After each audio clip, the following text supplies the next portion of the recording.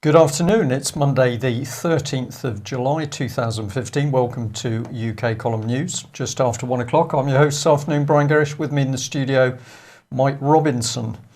Weather, Mike. One word sums it up, but I can't say that. Rain, clag.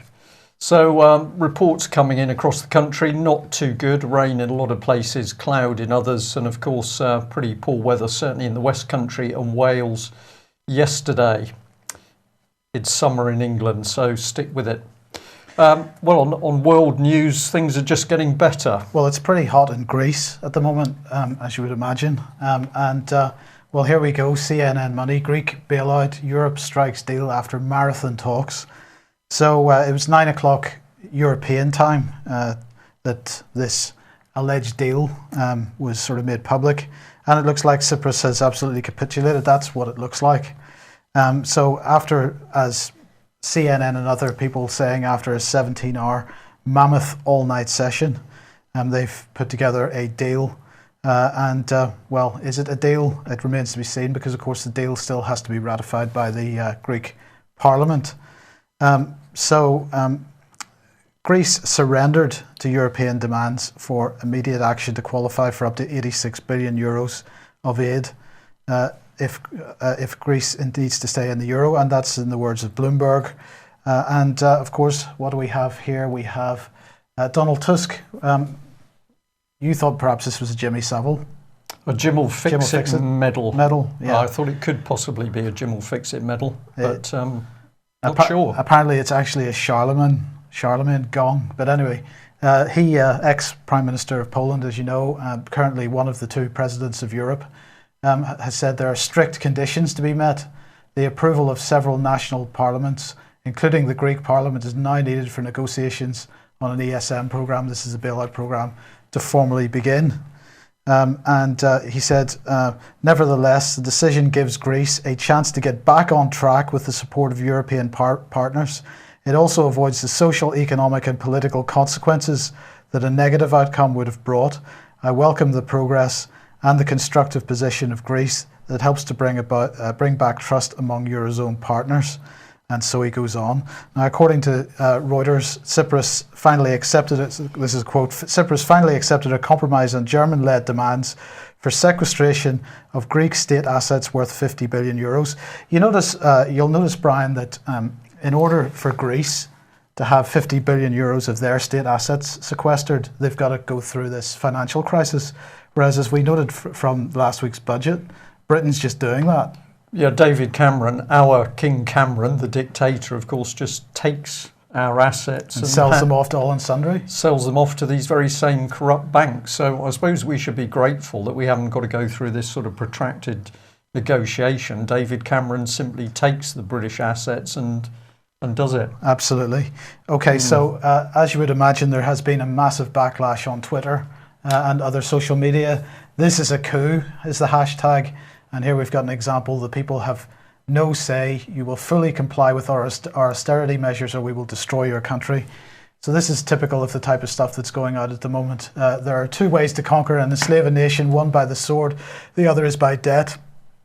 A quote from John Adams. We've got question, you've been accused of staging a coup, Juncker. We said it would be worse after the referendum. So yes, this is a coup. We've got Paul Mason here showing how this is a coup hashtag is trending right around the world. We've got this, I thought this summed it up pretty well. World War I with guns, World War II with tanks, World War III with banks. Yeah. That sums it up pretty well. Another example of it. Of course, Chatham House isn't using that hashtag. They're saying Cyprus will probably get the Greece bailout through Parliament this week, but the price to pay will be Syriza's unity. So obviously suggesting that Syriza will break up as a result of this and will probably result in a minority government of a diminished Syriza or elections in a couple of months. And we leave it to Paul Krugman of the New York Times here to finish off, because he says, even if all of that is true, this Eurogroup list of demands is madness. The trending hashtag, this is a coup, is exactly right. This goes beyond harsh into pure vindictiveness, complete destruction of national sovereignty and no hope of relief. It is presumably meant to be an offer Greece can't accept, But even so, it's a grotesque betrayal of everything the European project was supposed to stand for. Well, that's only if you believe certain things about what the European project was supposed to stand for. Mr. Krugman clearly forgets that the origins of the European Union, in fact, were Nazi fascism. So perhaps we're seeing Europe's true colours at this point. I believe I'm right in saying, Mike, that Lord Monckton is on a video. I think it's been shown on Alex Jones, but Lord Monckton talking about the Nazi origins of the European Union.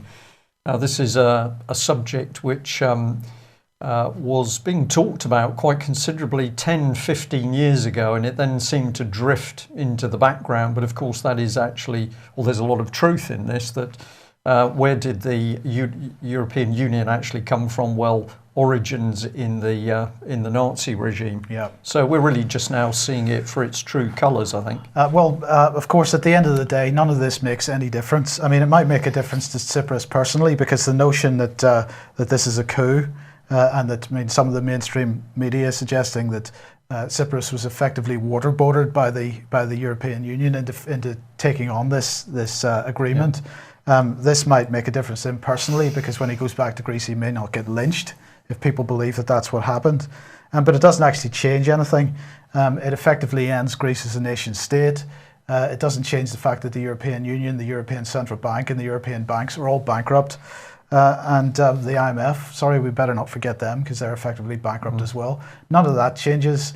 They haven't taken advantage of this Greek situation to deal with the banking problems. And so nothing has changed, actually, not for anybody. Except we see a bit more of the true colours of what the European Union project is, and that is to smash the nation state. Indeed, indeed. Okay, we'll move across the pond, as it were, to the United States, and this Martin O'Malley, and he is ex-Maryland governor. He's candidate for the presidency for the Democratic Party, and he is absolutely pushing for the reenactment of Glass-Steagall, which is what might have solved this problem in Europe. He has written an open letter to the Wall Street megabanks, and I just wanted to read this because it is it is quite interesting. He says, "As you have read, I've expressed grave concern about the state of our national economy, particularly as it relates to the behaviour of a select group of financial institutions on Wall Street, the institutions that you work for and represent. I've called for significant structural and accountability reforms like reinstating Glass-Steagall and increasing enforcement of the SEC, DOJ and other agencies and departments. Of the almost 6,500 banks in our country, most of them work very hard every day to serve our communities. Just 29 of them have more than $100 billion in assets, and only 4 have more than $1 trillion in assets. The high-risk, reckless and illegal activities of your mega banks were the primary cause of the 2008 crash, which caused the worst recession since the Great Depression and lost the American economy an estimated $14 trillion to $22 trillion. I know that many of you have tried to dismiss and undermine my calls for stronger reforms as anti-capitalist. Let's be clear, the ongoing reckless behaviour of your mega banks isn't capitalism, it's the antithesis of it. True capitalism requires a level playing field on which everyone plays by the same rules. Today, you're too big to fail, too big to manage, and too big to jail mega banks pose an enormous risk to the financial system, the economy, and American families. They are so big and so interconnected with the entire financial system that the failure of one or more of them could cause the collapse of the entire US economy. After several misguided deregulation measures taken in the 1990s, your handful of mega banks went from having assets of approximately 15% of our country's GDP to now having assets of nearly 65% of our GDP. Now because your institutions are so large, so leveraged, and pose such a grave threat to our economy, you don't face the same rules of the free market that apply to everyone else. This violates every principle of free market capitalism." And so he goes on. Absolutely brilliant letter. Do have a read at it. And this, of course, is what needs to happen, isn't it? People to stand up and be counted. Absolutely. Putting the arguments across. He is standing as a presidential candidate. We'll see how he goes. I suspect he won't go too far because of his standing on this ticket. Yeah, just a shame we don't seem to have any politicians whatsoever in UK that would actually match that calibre of person. You might find that there's one, but we'll talk about that in a moment. Okay. On we go. Yes. Well, in fact, we'll talk about it now because over the weekend, I occasionally look at the Daily Mail, and this weekend I was just staggered by the appalling content on the Daily Mail website, which was absolutely targeting certain individuals. Yeah. I'm going to start off with one, and that is Jeremy Corbyn. Now, Jeremy Corbyn here, Operation Stop Corbyn, Labour elite joins forces to sabotage hard left MP after surge in support sees him into second place. This is for the Labour Party leadership, and that on the front of it, on the face of it, seems like a reasonable headline and a reasonable article. But no sooner have you seen that than you see this kind of dross. The colourful private life of Labour's left-wing dark horse. How Jeremy Corbyn tied the knot with wife number 3 in a secret wedding in Mexico, and it's just churning out as much character assassination as possible. Now, why might that be? Well, Jeremy Corbyn, of course, is a great supporter of Glass-Steagall. He's actually a supporter of the BRICS and so on. And he spoke at a conference in March with an Australian organisation affiliated to Lyndon LaRouche. So is it any surprise that the British establishment and the Mail doing their dirty work is going after him in this way? I suspect not. I don't think so, because this is the pattern now. I'm going to come on to a bit of this myself in a minute, of mainstream media just getting rid of opposition. And the other person that was really getting it in the neck over the weekend from the Mail, of course, was Simon Danczuk. Simon Danczuk has stood up on the issue of child sexual abuse, and particularly institutional child sexual abuse, and particularly what's going on within Parliament. And as we know, he has more or less resigned from that role for the meantime. Yeah. But nonetheless, kicking a man while he's down seems to be the Mail's attitude. And they had article after article about Danczuk over the weekend, and Karen Danczuk. And sorry, Daily Mail, you're really pretty despicable and it's hard to find the words to put this into, but there you go. And of course, this is a man who's been extremely outspoken on the child abuse issue. He had an attempt to cause him harm some months ago when all the wheel nuts were taken off his car.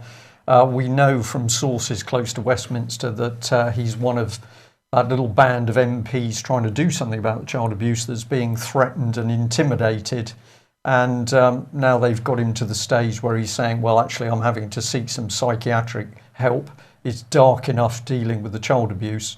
Now we've got the attack by the mainstream media.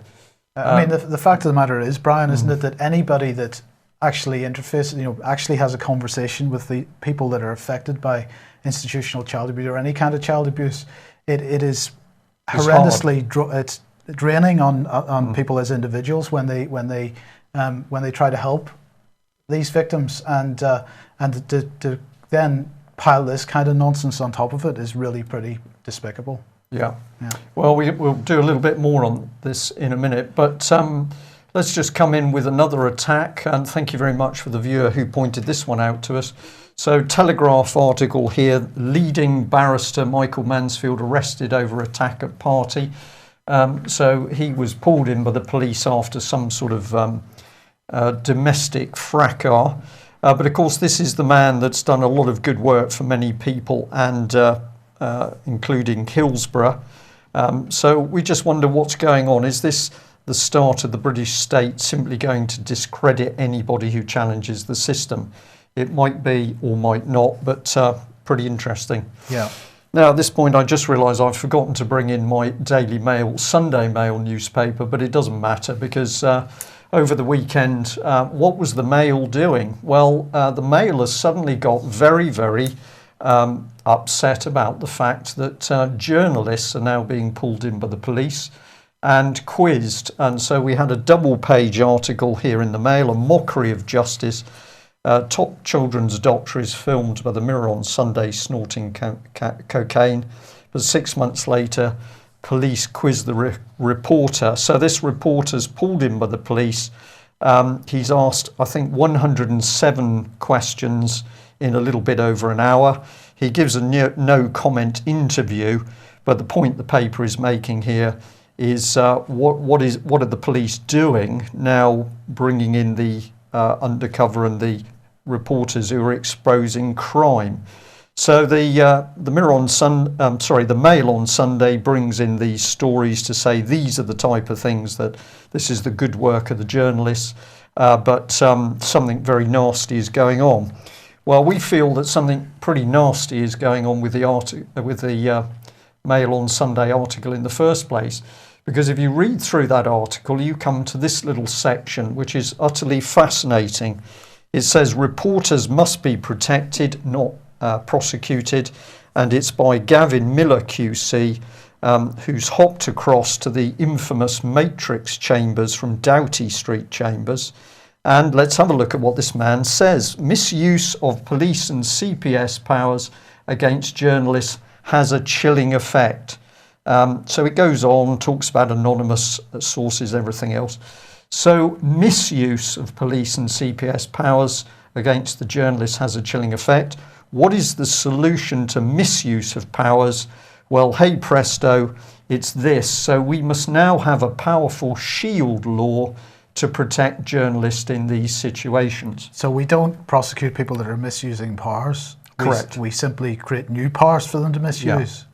And that makes sense. My guess is that the powers that this man wants to bring in are the very powers the state wants, that you can only be an investigative journalist if you're actually sort of accredited and you're going to stick within the state law. And of course, if you're accredited, you'll be boxed in with rules and regulations. Yeah. So this is Leveson by the back door.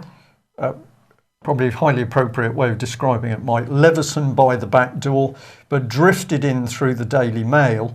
And of course, it's ironic that only a few weeks ago, we posted an article actually pointing out that some of the mainstream journalists were actually starting to get extremely concerned. They were being threatened and harassed by the police over stories. So the Mail has spun this in order to help get the government objective in the first place.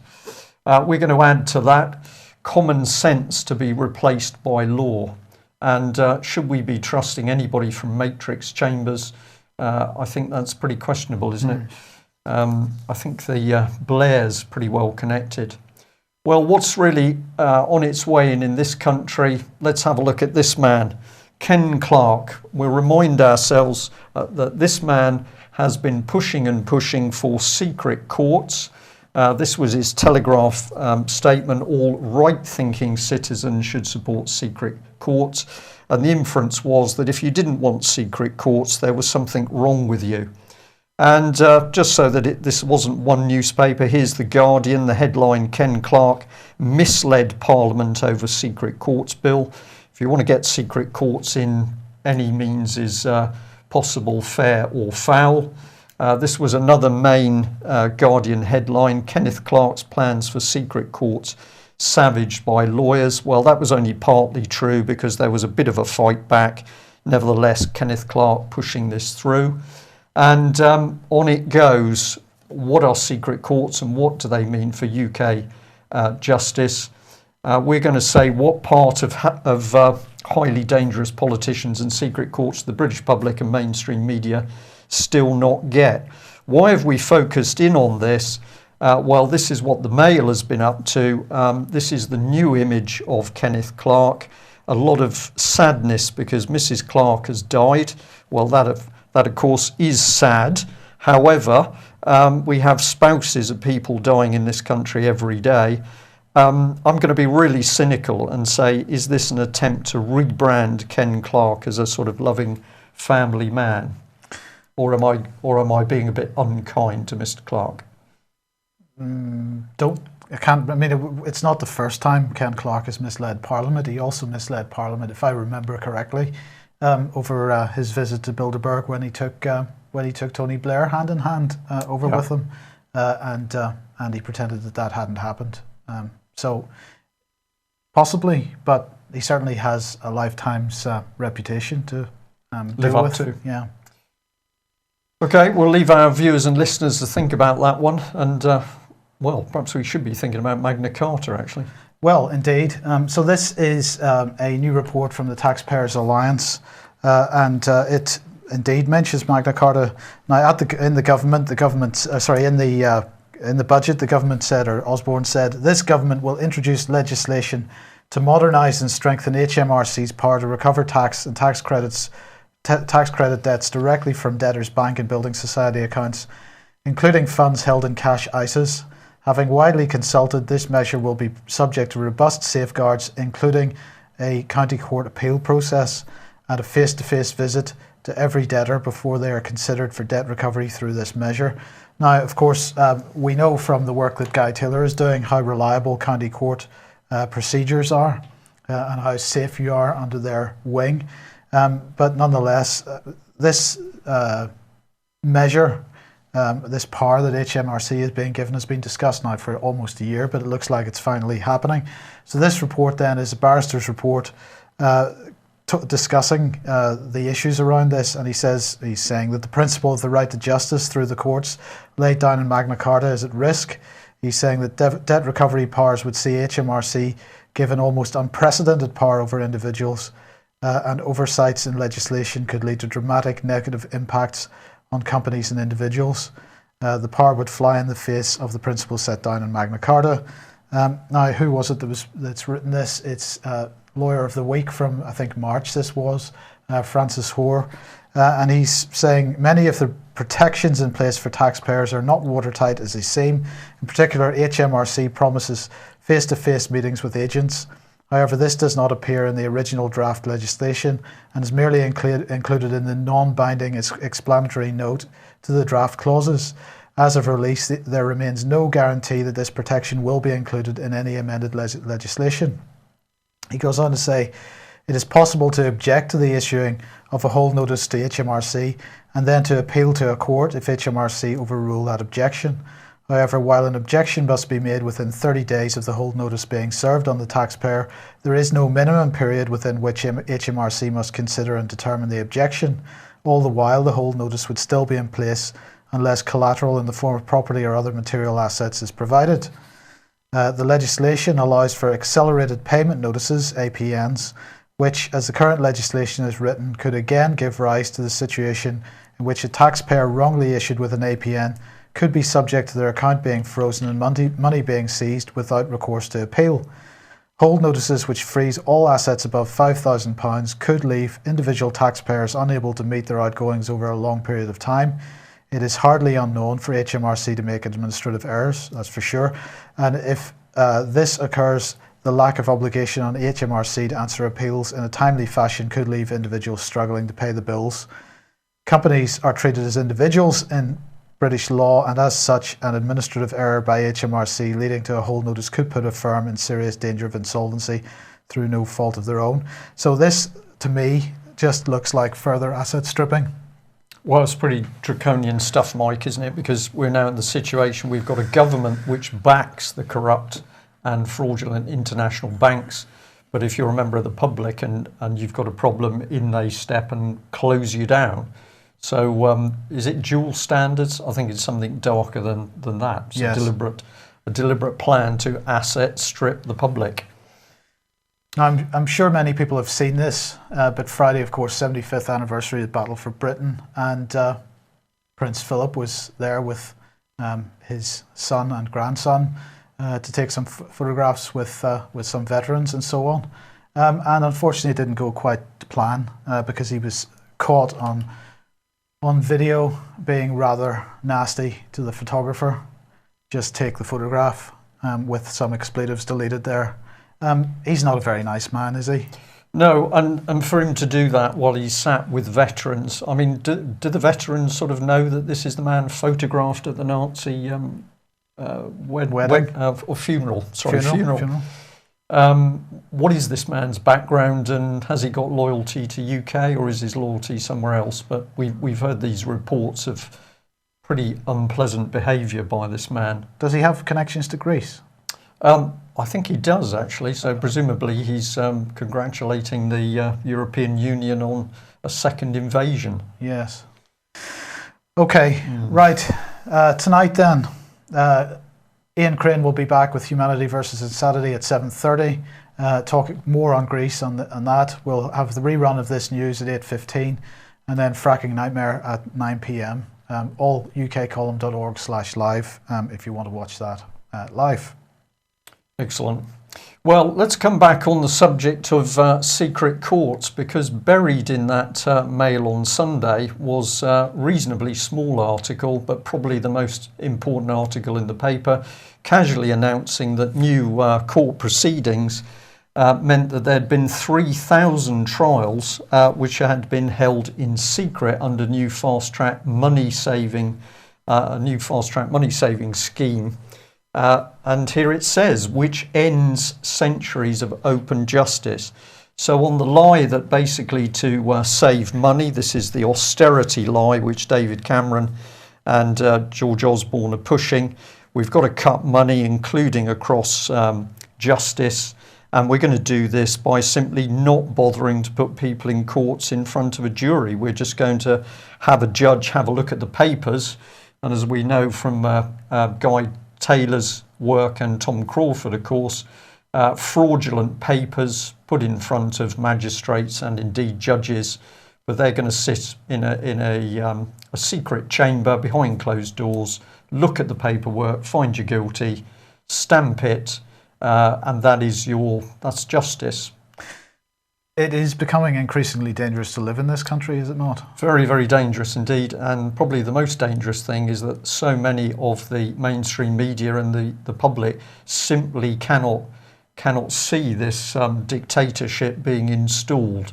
Step by step, every hour of every day, we have a dictatorship appearing in UK under the hand of David Cameron and his, what's the right word? His fifth column. And if we look at the newspapers, if we look across other forms of media, we can actually see what's happening very carefully. Now, somebody did try and warn about this, and here we've got Booker from the Telegraph. We're going back some time. The judge has forbidden anyone to tell me what he wanted me to hear. The secrecy of the family court system has reached a bizarre new extreme. So Booker here spelling out very clearly that we've got secret courts for family courts. We've now got a system where we can fast track other offences through secret courts. And then have a look at this bit, because this is from the Telegraph's own online services, where with regard to this story of secret courts, it says for legal reasons, comments have been disabled on this story. So these journalists know what's coming in, but they simply refuse to join the dots to say that this is major, it's incredibly dangerous, and it's happening on a daily basis. Are they being paid to do this, Mike, or are they just stupid? I think both, but of course you put that on the judicial side together with calls, I can't remember who it was, you can remind me, for the police to not be prosecuted if they shoot somebody. And that's Bernard Hogan Howe was in the papers, what was it, 2 days ago? Right, so that's a pretty interesting combination, isn't it? Secret courts that can take your children away, corrupt courts that can take your property away, fast track through secret courts. And then we've got Britain's most senior police officer simply saying, well, if one of my constables shoots somebody, we don't really need to bother anybody with an inquiry, because that would be inconvenient, really. Well, just have a look at this to remind you, if you don't know how the system works in the courts where children are taken away, this is what the average parent is faced with. It'll come up on screen.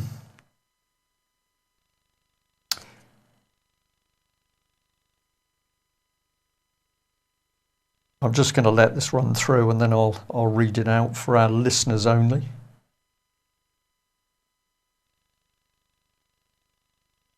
So there we are. You can imagine being in a court. It's closed doors. There's no jury. There's no press.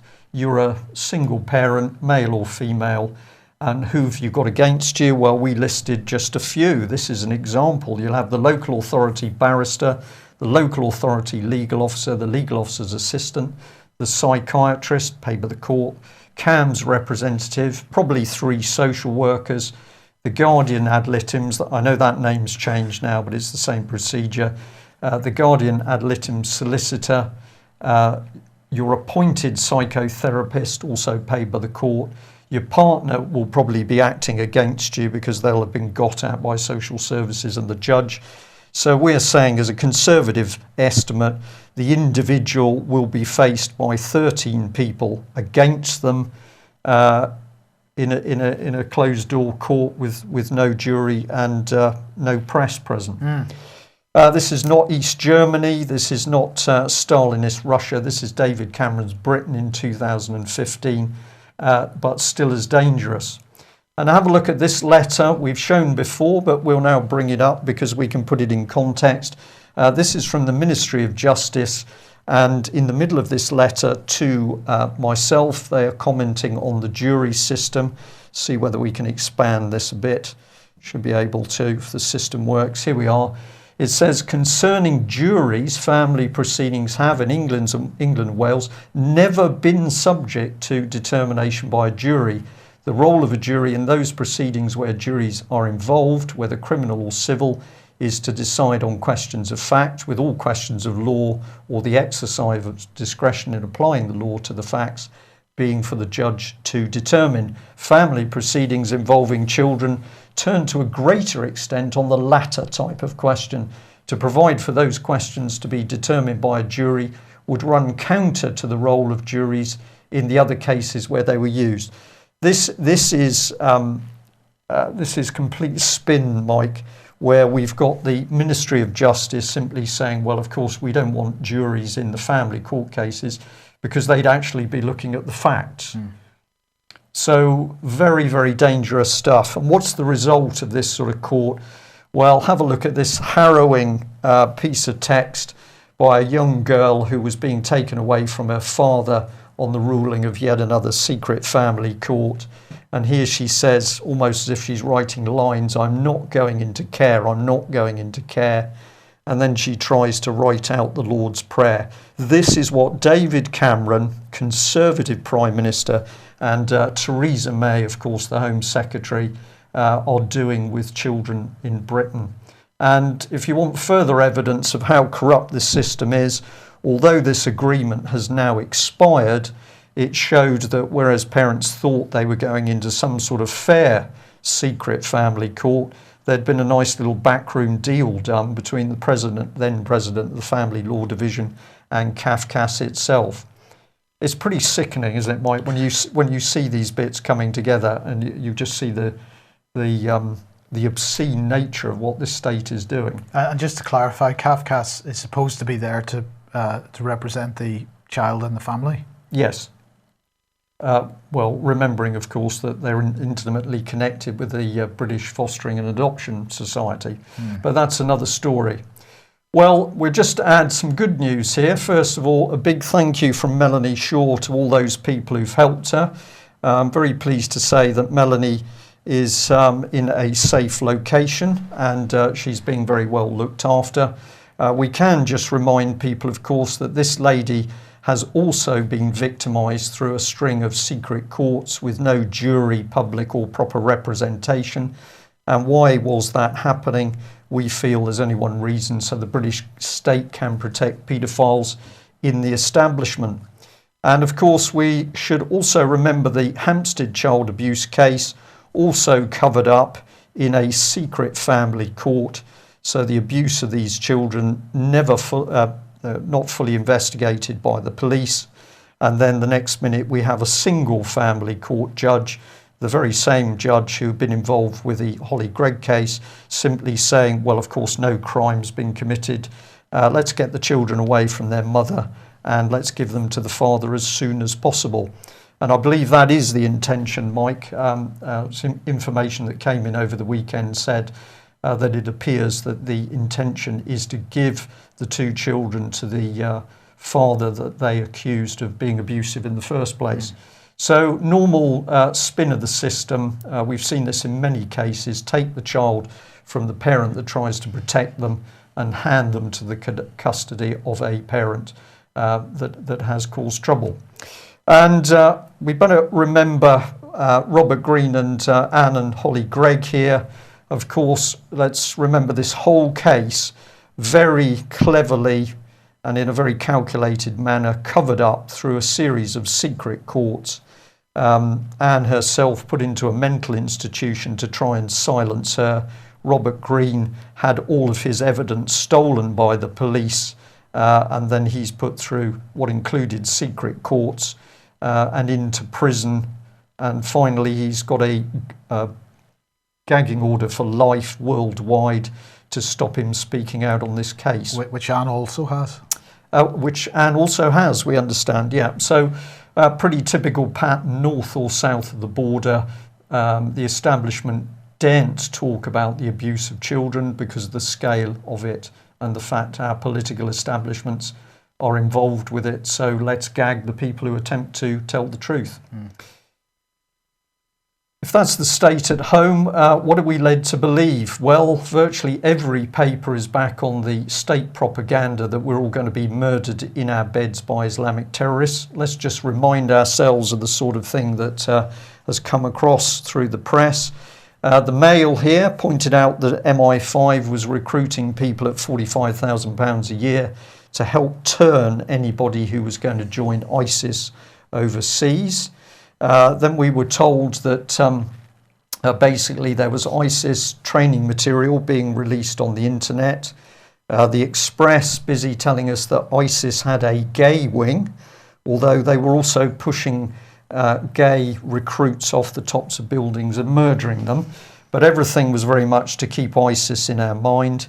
And of course the BBC getting involved and also helping David Cameron to step up the real agenda, new laws to target radicalisation.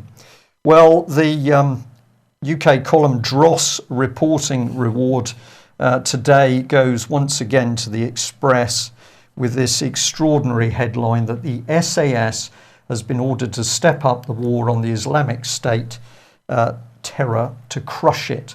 So we've got a handful of special forces people left, because obviously Britain's armed forces altogether destroyed by David Cameron. We're now going to send a few men to crush a whole movement. We're going to name the Reaper drone here utter nonsense. How can the Express put this rubbish out? Well, it isn't only the Express. The Mirror here trying to ramp it up. We've raked up some more unpleasant film. Video shows sickening mass slaughter of hundreds of Iraqi soldier recruits. Of course, the videos they don't want to show was the war between Iraq and Iran, when horrific atrocities were being carried out on both sides. But good news, that war making huge profits for the British arms manufacturers. But the truth is out. And you've simply got to go onto YouTube, Google Obama supports ISIS, and you can watch this very short and factual YouTube clip where you can hear President Obama say this: "So with the additional steps I ordered last month, we're speeding up training of ISIL forces." So on one hand, we're told these people are going to murder us in our beds, and then President Obama is casually admitting to a video recording that the Americans have been training these people. There's a fascinating little article in The Economist today, which I'm going to put in the stories we're watching section on the front page of the website just after this news program, where they're discussing the spread of ISIS across Middle East and Africa. And they've got a nice little map about halfway down where they're showing Iraq and Syria in red. That shows the countries where it began, and then yellow countries where ISIS is moving into. And the map is entitled "The Expansion of the ISIL Franchise." All right.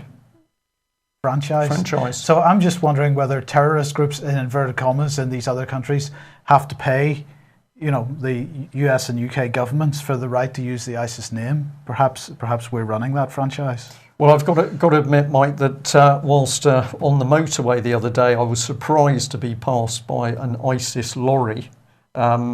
Whether they were delivering weapons in the UK, I don't know, but it clearly said ISIS on the side. So what that might have been, of course, is part of the British franchise operation.